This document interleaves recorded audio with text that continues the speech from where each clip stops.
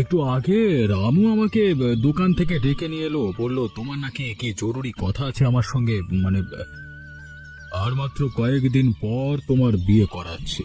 এই কয়েকদিন কাজকর্ম ছেড়ে নিজের বিয়ের দিকে একটু মনোযোগ দাও। এ বিষয়ে আমার মনোযোগ দেবার কি আছে বাবা?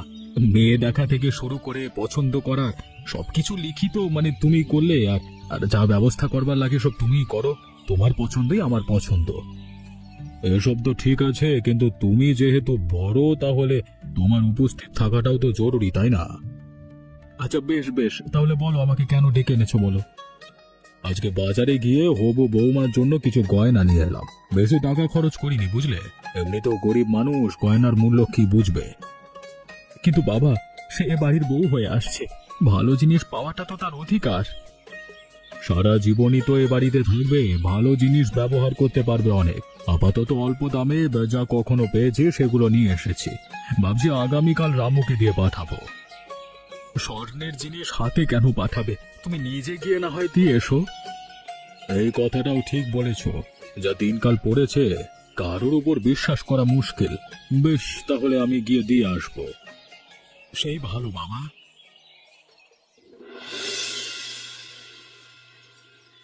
মানলাম একমাত্র মেয়ের বিয়ে, তুমি খুব ভালোভাবেই জিনিস দিতে চাও, কিন্তু তা বলে সারা জীবনের সঞ্চয়গুলো এইভাবে উড়িয়ে দেবে? এ তুমি কেমন কথা বলছো বিমলা? আমাদের এত মানে 5-10টা ছেলে মেয়ে নেয়, একমাত্র মেয়ে, ওকে যদি সুন্দর মতো বিদায় দিতে না পারে, তাহলে আমার সারা জীবনের সঞ্চয় কোনো কাজের নয়। মেয়ে তো বিয়ে করে অন্যের বাড়িতে চলে যাবে, কিন্তু তারপর তারপর আমাদের যে চলতে হবে, হিম খেতে হবে, সে কথা ভেবে দেখেছো একটিবারও? সারা জীবন খাটাখাটনির কাজ করে যা কামাই করেছি, সেগুলো দিয়ে আমাদের সংসার ভালোই চলেছে। এখনো কোনো অসুবিধে হবে বলে তো মনে হয় না। এখনই তো তোমার শরীরে নানা রকমের রোগ বালাই আক্রমণ করছে, আর কদিন গেলে কি তুমি কাজকর্ম করতে পারবে কিনা তারও কোনো ঠিক নেই। ওর সাথে মেয়ের বিয়েতে এতগুলো টাকা খরচ করছো। গিরিশ বাবু একজন স্বনামধন্য লোক, তার বাড়িতে যেহেতু মেয়ের বিয়ে দিচ্ছি, তার মন মতো হতে হবে সবকিছু, না হয় লোকের কাছে সম্মান বলতে আর কিছুই থাকবে না। আমি তো তোমাকে আগেই বলেছিলাম, এত বড় বাড়িতে এত বড় ঘরে মেয়ের বিয়ে দেওয়ার কোনো দরকার নেই, কিন্তু কিন্তু তুমি তো আমার কোনো কথাই শুনলে না। গিরিশ বাবু ভালো মানুষ, আর তার ছেলে যথেষ্ট ভদ্র আর নম্র স্বভাবের ছেলে। ও বাড়িতে বিয়ে হলে যেন খুব সুখী থাকবে তোমার মেয়ে। ভালো মানুষ বটে, কিন্তু বড্ড লোভী। না হলে আমাদের এমন অবস্থা জানা সত্ত্বেও কখনো কি ওরা এটা ওটা আবদার করতো বলো? এখন এসব কথা বাদ দিয়ে 2 দিন পরে তাদের যে নেমন্তন্ন করেছি তার ব্যবস্থা করো, যাও। আর সপ্তাহখানেক বাদে বিয়ে, অযথাই এখন নেমন্তন্ন করে খরচা বাড়ালে। তুমি আবার এখন আমাদের বাড়ির সামনে আসতে গেলে কেন? বিয়ের আগে এভাবে দেখা করা ঠিক না। আমি জানি, কিন্তু এসেছি একটা কারণে। কি কারণ শুনি? বলছি আর কদিন পরে তো আমরা তোমার বাড়িতে একটা ছোট্ট নেমন্তন্নের জন্য আসছি, তাই ভাবলাম তোমার জন্য একখানা শাড়ি নিয়ে আসি। মাত্র কয়েকদিন আগেই তো তোমার বাবা আমায় 5খানা শাড়ি দিলেন, আবার আবার এটার কি দরকার ছিল বলো তো? আমি জানি তোমার অনেকগুলো শাড়ি আছে, কিন্তু এই শাড়িটার ব্যাপার আলাদা, কেননা আমি নিজে তোমার জন্য পছন্দ করে নিয়ে এসেছি। আচ্ছা আচ্ছা, বেশ করেছো, এনেছি যখন আমি ফেরত দিয়ে দিতে চাই না, দাও শাড়িটা। যেদিন আমরা তোমাদের বাড়িতে নেমন্তন্নে আসবো, সেদিন তুমি এই শাড়িটা পরলে আমি খুব খুশি হব। আচ্ছা ঠিক আছে, তুমি যখন এত করে বলছো, আমি এই শাড়িটাই পরবো নিমন্ত্রণের দিন। ঠিক আছে ঠিক আছে, তাহলে আমি এখন আসছি, কেউ আবার দেখলে খারাপ ভাববে।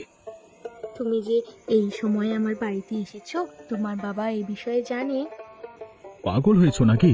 বাবা এমনিতেই প্রচুর মাথা গরমে মানুষ, যদি এটা বলতাম যে তোমার বাড়িতে আসছি, তাহলে আমাকে কতগুলো কথা শুনিয়ে দিতেন। যেটা ভেবেছিলাম সেটাই, এখন তাহলে তুমি এসো। হ্যাঁ হ্যাঁ যাচ্ছি, তুমিও এখানে দাঁড়িয়ে না থেকে বাড়ির ভেতরে যাও, কয়েকদিন পর দেখা হচ্ছে, কেমন? শুধু দেখা আর কটা দিনই তো বাবা মার সঙ্গে আছি, এরপর বিয়ে করে তো সারা জীবনের জন্য তোমার বাড়িতে চলে যেতে হবে আমাকে। সে তো বটে। আচ্ছা, আমি এখন আসছি।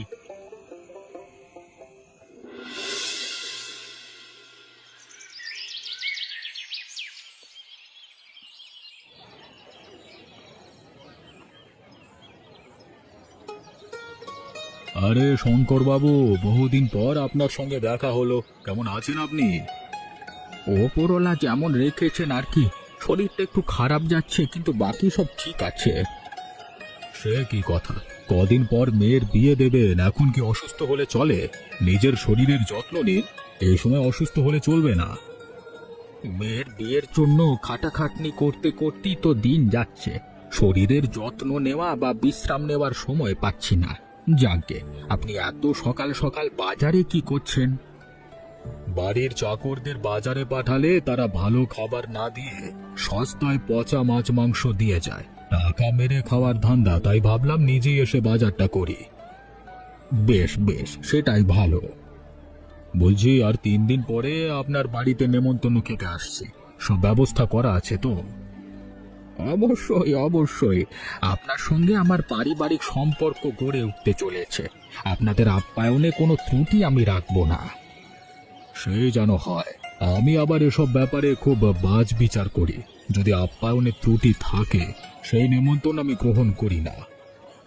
আপনি বড় মানুষ, এমন হওয়াটাই স্বাভাবিক, কিন্তু আপনি নিশ্চিন্ত থাকুন, আমি আপনাকে নিরাশ হওয়ার সুযোগ দেব না।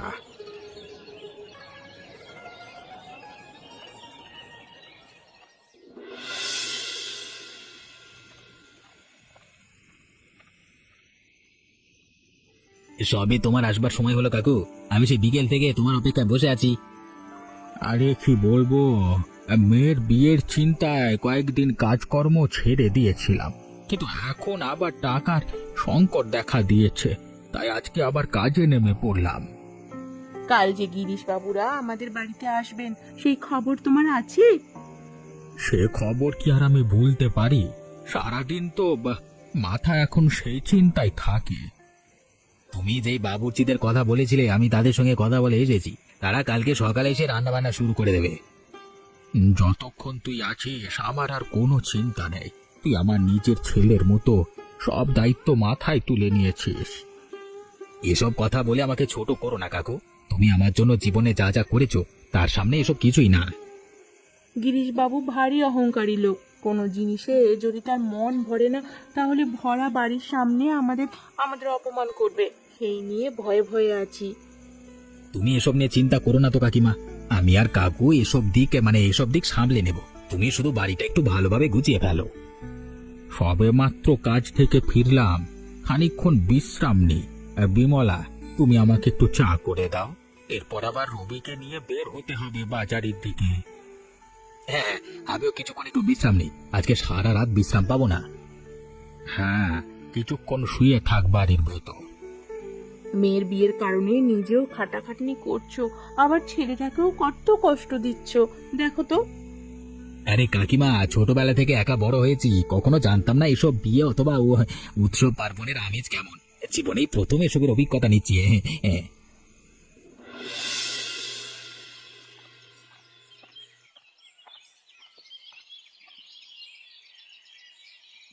আসুন আসুন, আপনাদের জন্যই অপেক্ষা করছিলাম।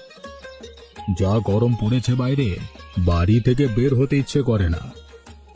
একটু শরবত পান করুন, এরপরই খাওয়া দাওয়ার আয়োজন শুরু হবে। হ্যাঁ হ্যাঁ, চলুন।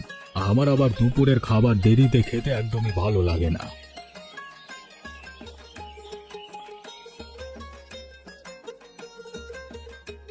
আমি জানতাম গিরিশ বাবু খাওয়া দাওয়ার ব্যাপারে খুবই শৌখিন, তাই নিজে বাজারে গিয়ে বাজারে সবচেয়ে ভালো মাছ মাংস আপনাদের জন্য নিয়ে এসেছি।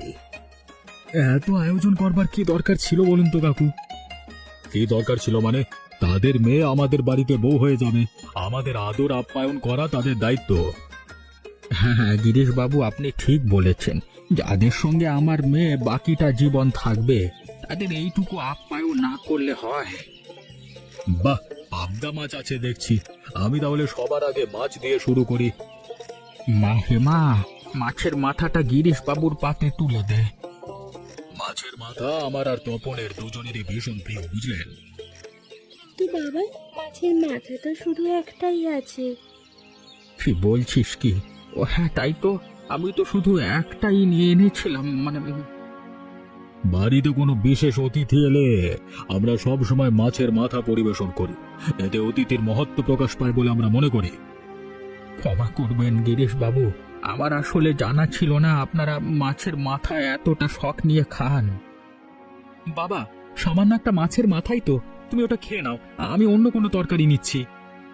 ছি ছি ছি ছি, যারা সামান্য নেমন্তন্ন করে ভালো মতো খাওয়াতে পারে না, তাদের বাড়িটা আমি তাদের বাড়িতে আমি ছেলের বিয়ে দেব, আমার মান সম্মান কিছু থাকবে না। কিন্তু বাবা, এটা তো ছোটখাটো বিষয়। চুপ কর, একটাও কথা নয়। এসব ছোটখাটো জিনিস থেকেই অনেক বড় ব্যাপার লক্ষ্য করা যায়। এ বাড়ির মেয়ের সঙ্গে আমি আমার ছেলের বিয়ে দেব না, চলে দেব। গিরিশ বাবু, দয়া করুন, আমার বিরাট ভুল হয়েছে, দয়া করে এভাবে চলে যাবেন না।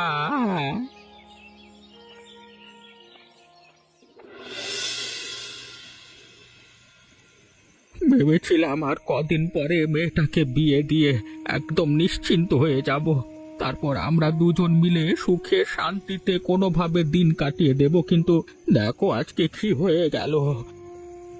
আমি তো তোমাকে আগেই বলেছিলাম, ওই গিরিশ বাবু লোকটা প্রচন্ড লোভী আর অহংকারী একজন মানুষ। আমি আগে থেকেই ভয়ে ছিলাম এমন কিছু একটা ঘটবে।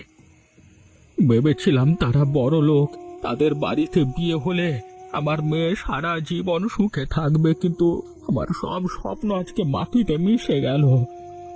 কিন্তু আমার তো মনে হয় ভালোই হলো এই এই লোভী পরিবারে আমাদের মেয়ের বিয়ে না হয়ে সামান্য মাছের মাথা না পাওয়ার জন্য এত বড় কাণ্ড ঘটিয়ে গেল। ভেবে দেখো তো, ভবিষ্যতে কোনো কাজের হেরফের হলে হেমার প্রতি কত অত্যাচার করতো তারা। গ্রামের প্রায় চেনা পরিচিত সবাই জানে তপনের সঙ্গে হেমার বিয়ে ঠিক হয়েছে। এখন যদি লোকের সামনে গিয়ে বিয়ে ভেঙে যায়, যদি লোকে শুনে বিয়ে ভেঙে গেছে, তাহলে আমার মান সম্মান বলতে কিচ্ছু থাকবে না। এমনিতেও তোমার শরীরটা ভালো নয়, তার উপর যদি আবার এই সব নিয়ে বেশি চিন্তা করো, তাহলে তুমি আরো অসুস্থ হয়ে পড়বে গো। সামান্য একটা মাছের মাথার জন্য তিনি আজকে বাজে ভাবে আমাকে অপমান করে গেলেন। এই অপমানের জবাব আমি কোনোদিন একদিন অবশ্যই দেব।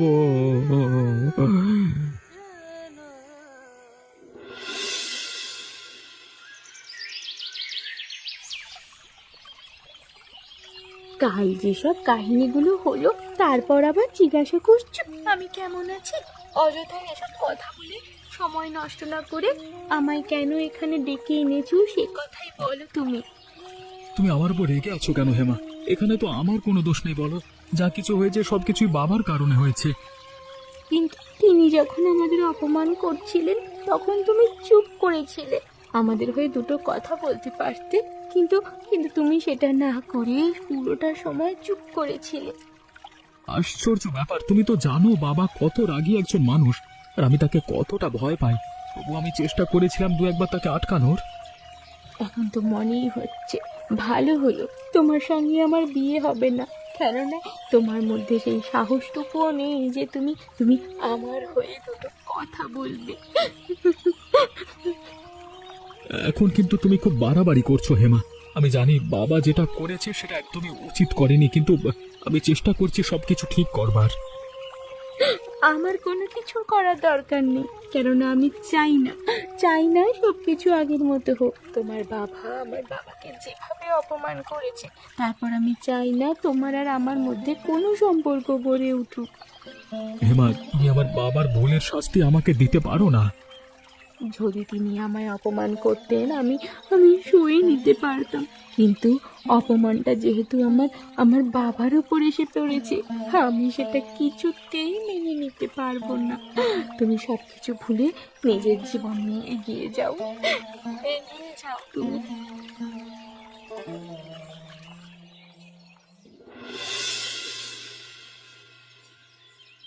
কত কষ্ট করে সবকিছুর আয়োজন করেছিলে, কত ধারণা করেছিলে, সব পরিশ্রম ভিজতে গেল। আমি কত স্বপ্ন দেখেছিলাম আমার মেয়ের বিয়ে দেব, মেয়ে সুখী হবে, কিন্তু সব স্বপ্ন আজকে শেষ হয়ে গেল। পয়সাওয়ালা মানুষেরা এরকমই হয় কাকু। তাদের মধ্যে দয়া মায়া বলতে কিছুই থাকে না। তাদের মধ্যে থাকে শুধু স্বার্থ আর লোভ আর মাথা ভর্তি অহংকার। একজন অহংকারী মানুষ, সেটা আমি খুব ভালো করেই জানতাম, কিন্তু এতটা জঘন্য মনের মানুষ সেটা আমি কখনো কল্পনা করতে পারিনি। যা বলেছ, সামান্য একটা মাছের মাথা নিয়ে কেউ বিয়ে ভেঙে দেয়? ওনার মন এতটা ছোট জানা ছিল না। ওনার ছেলে তপনের থেকেও আরো ভালো ছেলের সঙ্গে যদি আমি আমার মেয়ের বিয়ে না দিয়েছি, তাহলে আমার নাম ধোপা শঙ্কর নয়। আর আমার মেয়ের বিয়েতে এত পাবদা মাছের মাথা রাঁধবো, লোকে খেয়ে শেষ করতে পারবে না। কাকু, আমি বুঝতে পারছি তোমার মনের অবস্থা ভালো নয়, তাই তুমি যা তা বকছো। একটু স্থির হও, নিজেকে সামলানোর চেষ্টা করো। সময়ের সঙ্গে সঙ্গে সবকিছু ঠিক হয়ে যাবে। না রবি, যে পাবদা মাছের মাথার জন্য এত বড় কাণ্ড হয়ে গেল, আমি এত ভাবে অপমানিত হলাম, আর আমার মেয়ের বিয়ে ভেঙে গেল, সেই মাছের মাথা দিয়ে আমি প্রতিশোধ নেব। তপনের চেয়েও ভালো ছেলের খোঁজ করতে গেলে পুরো গ্রাম তন্ন তন্ন করে ফেলতে হবে। যদি পাতাল লোকেও যেতে হয় তাও যাব, কিন্তু তপনের থেকে ভালো ছেলে খুঁজে বের করব, আর এমন জমজমাট ভাবে মেয়ের বিয়ে দেব, পুরো গ্রাম দেখবে আর জ্বলবে।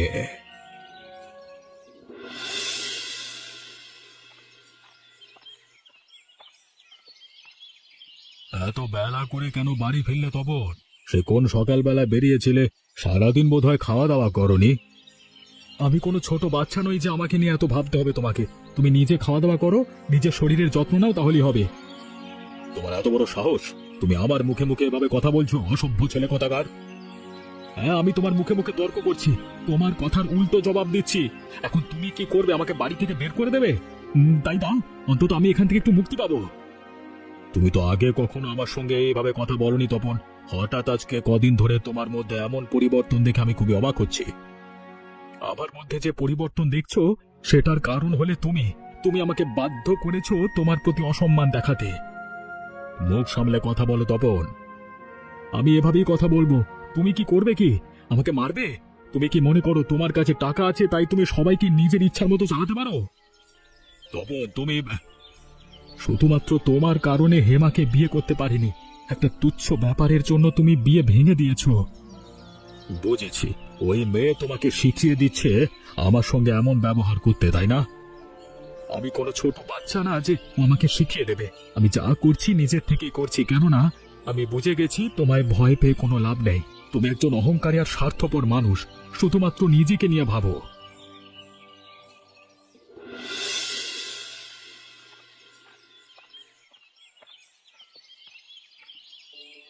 আজ হঠাৎ এত বড় মাছ নিয়ে হাসি মুখে বাড়িতে আসছো? কতদিন পর তোমার এভাবে হাসতে দেখলাম। এই হাসির পেছনে একটা কারণ আছে, আর সেই কারণ শুনলে তুমি নিজেও খুশি হয়ে যাবে। দেরি না করে বলো তো, তাহলে শুনি কি হয়েছে, কি তার কারণ। বহুকাল হয়ে গেল আমি নিজেও ভালোভাবে হাসিনি। পাশের গ্রামে কিছু কাপড় দিতে গিয়েছিলাম, সেখানে একটা ভালো পাত্রের সন্ধান করে এলাম আমাদের হেমার জন্য।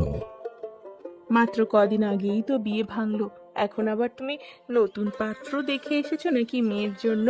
তারা কি আগের ঘটনা কোনো কিছু জানে? ওরা সব কিছু জানে এবং আমি ওদের বুঝিয়ে বলেছি, আর ওরা এই বিয়েতে রাজি আছে। আর গিরিশ বাবুর মতো ওদের তেমন কোনো চাহিদাও নেই।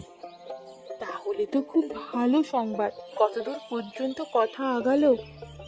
3-4 দিন পর তারা আমাদের বাড়িতে আসবে হেমাকে দেখার জন্য। তারপর বসে দুই পরিবার মিলে বিয়ের দিনক্ষণ ঠিক করব। এবার যদি অন্তত ভালো কিছু একটা হয়, তাহলে আমি মন্দিরে গিয়ে 101 টাকার পুজো দিয়ে আসবো। আমিও প্রার্থনা করছি যেন আমার মেয়েটা জীবনে সুখী হতে পারে, আর সেজন্য আমায় যা কিছু করা লাগে আমি করব। এখন বাড়ির বাইরে না দাঁড়িয়ে থেকে ভেতরে এসে বিশ্রাম নাও। বিশ্রাম তো নেব, কিন্তু তার আগে তুমি এই মাছটা নিয়ে তাড়াতাড়ি রান্না বসিয়ে দাও। আজকে জমিয়ে মাছের মাথা দিয়ে ভাত খাবো।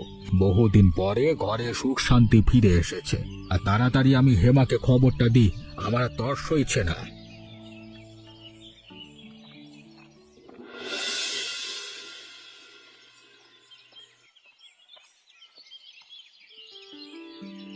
কেমন আছেন গিরিশ বাবু? দিনকাল কেমন যাচ্ছে আপনার?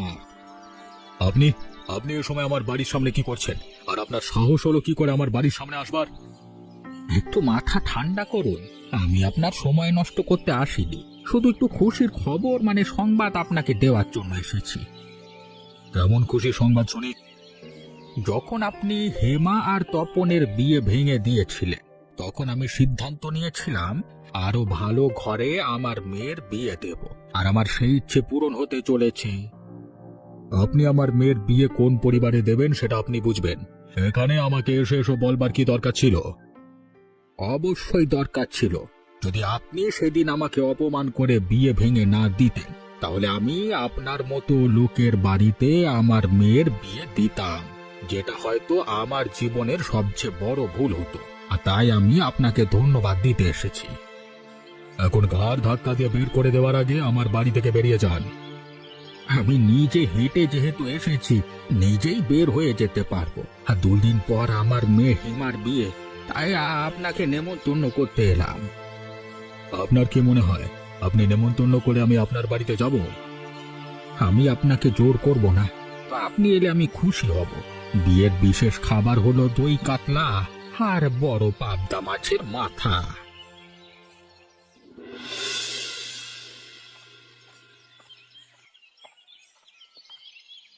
তপন, আমি ভাবতে পারিনি তুমি আমার নেমন্তন্ন গ্রহণ করবে। খুব খুশি হলাম। আমি এখানে নেমন্তন্ন খেতে আসিনি কাকু, আমি আপনার কাছে অনুরোধ করতে এসেছি যেন এই বিয়েটা না হয়। এখন তুমি এ কথা বললেও কোনো লাভ হবে না, বিয়ে হবেই।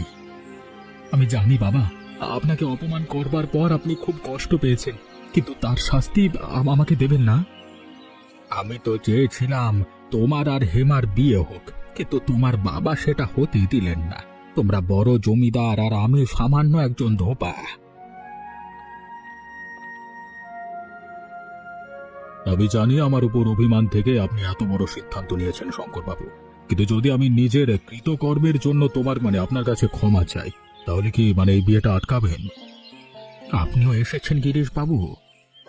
অহংকার আমাকে গ্রাস করে ফেলেছিল, কিন্তু যখন দেখলাম আমার অহংকারের কারণে আমার ছেলের জীবনের সুখ হারিয়ে গেছে, তখন আমি বুঝতে পারলাম আমি কত বড় ভুল করেছি। আমি শুনে খুশি হলাম আপনি আপনার ভুল বুঝতে পেরেছেন, কিন্তু এখন তো খুব দেরি হয়ে গেছে। আমি হাতজোড় করছি, আমি খুব করে চাই হেমা আমার ছেলের বউ হোক, তাতেই আমার ভুলের প্রায়শ্চিত্ত হবে। আমি জানতাম তপন হেমাকে খুব পছন্দ করে, আর হেমার বিয়ে ঠিক হয়েছে শুনলে তখন নিজেকে আটকাতে পারবে না, তাই আমি এই মিথ্যে বিয়ের নাটক সাজিয়েছিলাম। তার মানে হেমার অন্যত্র বিয়ে ঠিক হয়নি? না, এসব আমি শুধুমাত্র আপনাদেরকে একটা শিক্ষা দেওয়ার জন্য করেছিলাম, আর আমার পরিকল্পনা কাজ করেছে। তার মানে আজকে এখানে কোনো বিয়ে হচ্ছে না? হবে, অবশ্যই বিয়ে হবে। তোমার আর হেমার বিয়ে হবে আজকে এখানে। শঙ্করবাবুর মিথ্যে বিয়ের নাটকটা কেন হয়? আমরা সত্যিই বানিয়ে ফেলি। আর এই বিয়েতে বিশেষ বিশেষ খাবার হলো বড় পাবদা মাছের মাথা।